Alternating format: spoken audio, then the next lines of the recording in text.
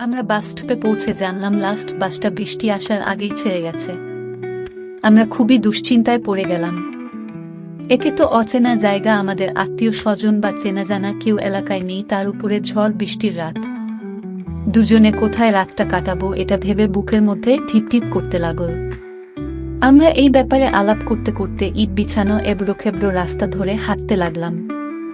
আমরা দুজনেই বৃষ্টিতে ভিজে একেবারে চুপচুপে হয়ে গেছি। ওই পরিস্থিতিতে পিঙ্কিকে ভিজে যাওয়া দেখে অবাক হয়ে গেলাম।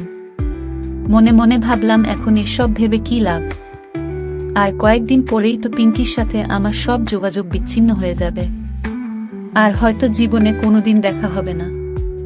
ওকে তো আমি একসময় ভালোবাসতাম, কিন্তু বিয়ের পর ওর প্রতি আমার টানটা শিথিল হয়ে গিয়েছিল। গত কয়েকটি মাস আমি ওর সান্নিধ্যে থেকেছি, কই আগে তো কখনো ওকে হারানোর ব্যথা এত বেশি করে বুকে বেঁধেনি। তাহলে এখন কেন এসব ভাবছি? আমরা হাঁটতে হাঁটতে একটা চায়ের দোকান পার হচ্ছিলাম। দোকানের ভিতরে কয়েকজন যুবক ছেলে বসে আড্ডা দিচ্ছিল। পিঙ্কিকে দেখে ওরা বিভিন্ন বাজে মন্তব্য করতে লাগলো আর সিটি বাজাতে লাগলো। আমি পিঙ্কিকে ওদের দিকে কান্না দিয়ে সোজা হাঁটতে বললাম, কিন্তু তবুও শেষ রক্ষা হলো না। পিছন ফিরে তাকিয়ে দেখি ছেলেগুলো আমাদের পিছু নিয়েছে।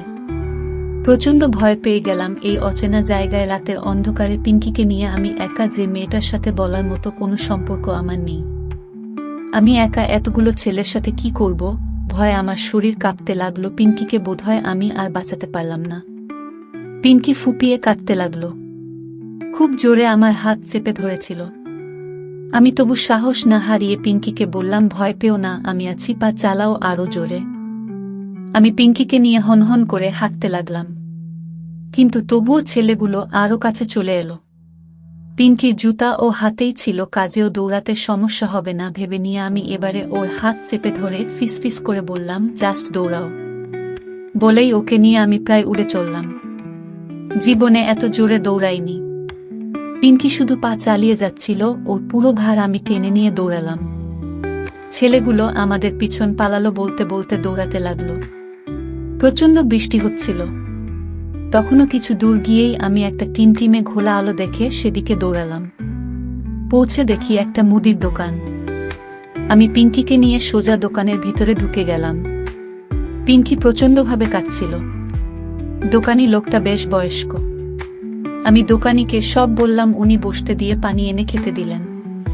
একটু জিরিয়ে নিয়ে আমি উকি দিয়ে দেখলাম ছেলেগুলো একটা গাছের নিচে জটলা করে দাঁড়িয়ে অপেক্ষা করছে। সম্ভবত আমরা বেরোলেই ধরবে। দোকানি লোকটা আমাদের সব কথা শুনে বলল, আপনারা চিন্তা করবেন না, চৌকিদাররা এলে আপনার ঘরে চেয়ারম্যানের বাড়িতে পাঠিয়ে দিয়ে আমরা বসে রইলাম। প্রায় ঘন্টা পরেই হাড়ি কোনার লাঠি হাতে গ্রামের চৌকিদার এদিকে এলে দোকানি তাকে সব বলল। চৌকিদার আমাদেরকে সাথে করে চেয়ারম্যানের বাড়িতে নিয়ে গেল। ওখান থেকে চেয়ারম্যানের বাড়ির এত কাছে ভাবতেও পারিনি। পরে মনে পড়ল, আসবার সময় এই বাড়িটা দেখেছিলাম, গ্রামের মধ্যে এত সুন্দর বাড়ি দেখে অবাক হয়েছিলাম। চৌকিদার লোকটা আমাদেরকে বৈঠকখানার বারান্দায় রেখে ভিতরে গেল চেয়ারম্যানকে খবর দিতে। কিছুক্ষণের ভিতরে একটা বয়স্ক দাড়িওয়ালা লোক বাড়ি থেকে বেরিয়ে এলো। দেখেই বোঝা যায় এই চেয়ারম্যান ফিনফিনে সাদা পাঞ্জাবি আর সাদা ধবধবে লুঙ্গিতে দারুণ দেখাচ্ছিল। লোকটাকে দেখলেই সম্মান করতে ইচ্ছে হয়। চেয়ারম্যান এগিয়ে এসে দেখল কই কে এসেছে। চৌকিদার কি মনে করে পিঙ্কিকে ডাকলো, এই যে মা জননী, চেয়ারম্যান স্যার আপনারে ভোলায় আসেন। পিঙ্কি এগিয়ে গেল এবং চেয়ারম্যানকে আদ্যপান্ত সব জানালো, কিভাবে আসতে দেরি হয়েছে, কিভাবে ফর্ম ফিল আপ হয়েছে, তারপর বৃষ্টি এসেছে, তারপর কিভাবে ছেলেগুলি তারা করেছে সব। চেয়ারম্যান বললেন, তামা তোমার সাথে কি এসেছে? এই প্রশ্নের উত্তরে পিঙ্কি যেটা বলল সেটা শুনে আমি আরো অবাক হয়ে গেলাম। কারণ পিঙ্কি স্পষ্ট দ্বিধাহীন স্বরে বলল, আমার স্বামী ওই তো এখানে দাঁড়িয়ে আছে এবং আমাকে উদ্দেশ্য করে দেখল, কই, এদিকে আসো। বিপদ থেকে বাঁচতে এখন আমাকে পিঙ্কির স্বামী হিসেবে অভিনয় করে যেতে হবে। আমি এগিয়ে গিয়ে সালাম দিয়ে দাঁড়ালাম। চেয়ারম্যান আমাকে ভালো করে দেখলেন এবং বললেন, ঠিক আছে, তোমরা আমার এলাকায় এসে বিপদে পড়েছে, তোমাদের দেখাশোনা করা আমার দায়িত্ব। রাতে আমার বাড়িতে থাকো, সকালে আমার লোক তোমাদেরকে সাথে করে নিয়ে গাড়িতে তুলে দিয়ে আসবে। কথাগুলো বলে ঘুরে চলে যেতে বসে কি মনে করে চেয়ারম্যান আবার ফিরলেন, পিঙ্কিকে জিজ্ঞেস করলেন, তার মা তোমার নামটা যেন কি? পিঙ্কি যে মাত্র উচ্চারণ করল, আমার নাম পিঙ্কি অমনি। চেয়ারম্যান আশ্চর্য ভঙ্গিতে বললেন, কি বললে? মা পিঙ্কি মা আমার ফিরে এসেছে।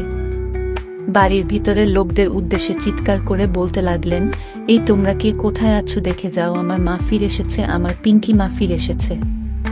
তাই তো বলি তোমাকে এত চেনা চেনা লাগছে কেন? ভীষণ অপ্রস্তুত আর বোকা বনে গেলাম আমরা। এ আবার কি হলো? চেয়ারম্যান পিঙ্কিকে জড়িয়ে ধরে হাউমাউ করে কাঁদছে। ভিতর বাড়ি থেকে চেয়ারম্যানের স্ত্রী, ছেলেরা এবং ছেলের বউ এরা বের হয়ে এলো। চেয়ারম্যানের পিঙ্কিকে নিয়ে এরকম নস্টালজিক হতে দেখে ওরা অবাক হলো। বেশ কিছুক্ষণ পর পরিস্থিতি একটু শান্ত হলে চেয়ারম্যান ঘোষণা করল, আজ থেকে পিঙ্কি আমার মেয়ে, আর সে তার স্বামীকে নিয়ে আমার ভিতর বাড়িতেই থাকবে। বিশ্বাস করতে কষ্ট হচ্ছিল, সত্যিই এসব ঘটছে না, স্বপ্ন দেখছি বুঝতে পারছিলাম না। একদিনে এতগুলো ঘটনা সত্যি বিশ্বাস করা কঠিন।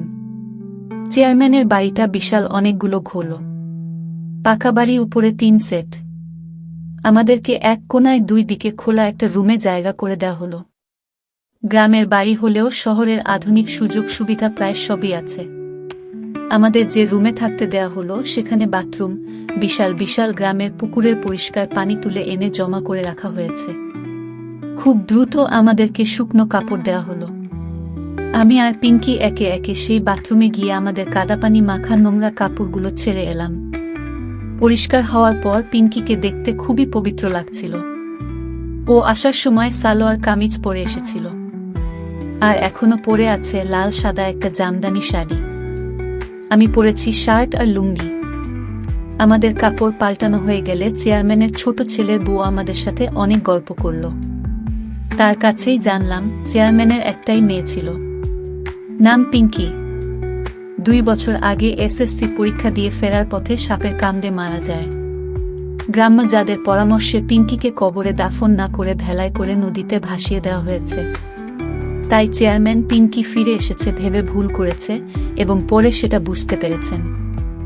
ভুল হলেও এই পিঙ্কির নাম, ও যেহেতু পিঙ্কি তাই চেয়ারম্যান তাকে মেয়ে বলেই মেনে নিয়েছেন, এবং শ্বশুরের ভালো লাগানোকে শ্রদ্ধা জানিয়ে পুত্রবধূরাও তাদের যথাসাধ্য চেষ্টা করছেন চেয়ারম্যানের মেয়ে আর জামাইকে তাদের উপযুক্তভাবে আপ্যায়ন করার।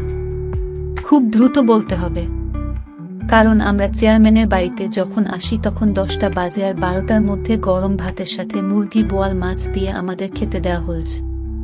খাওয়া দাওয়ার পর যেহেতু আমি পিঙ্কি ওদের চোখের স্বামী স্ত্রী, তাই ওরা নির্দ্বিধায় আমাদেরকে এক রুমে থাকার ব্যবস্থা করে দিল।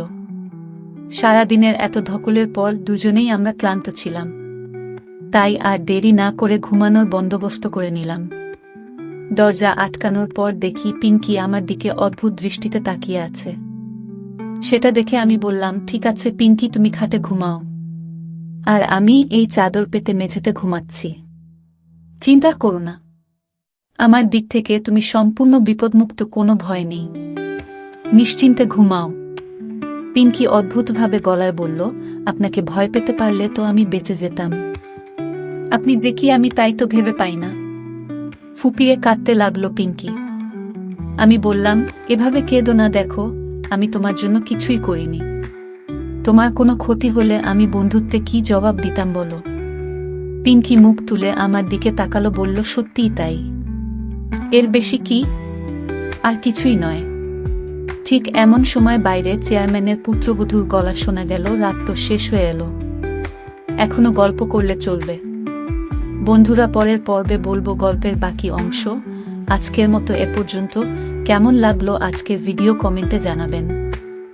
সবাই ভালো থাকবেন, দেখা হবে পরের ভিডিওতে। ধন্যবাদ।